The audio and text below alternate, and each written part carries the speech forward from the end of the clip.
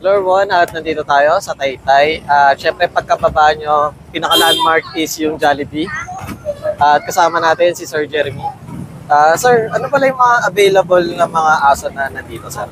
Meron kami yung American Bully, yung mixed breed ng Golden tsaka Labrador. Mixed breed ng Chihuahua, mixed breed ng Jack Russell tsaka Japanese Spitz. Tabi mo ito golden na spits. Gusto yung golden na Japanese spits.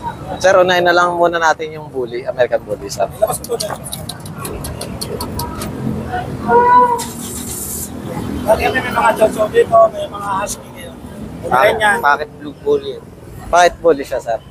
Sir, sa ganito, ilang buwan na siya? 2 months na. 2 months na to.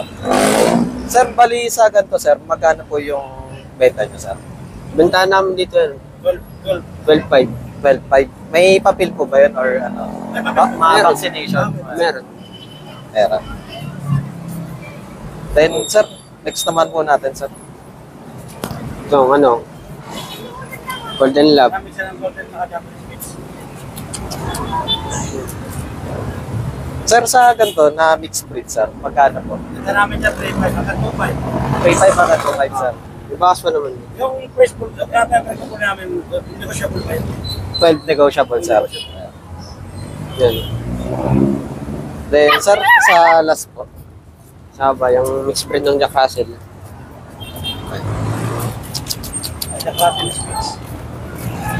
Jack Russell and Speed. Speed. Yeah, 1.5. 2.5 na ako, 2.5. Hanggang 1.5, sir.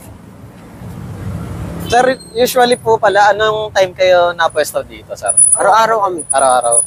Anong oras usually ang ano niyo, sir? Alas 9 siya hanggang alas 7. 9 to 7.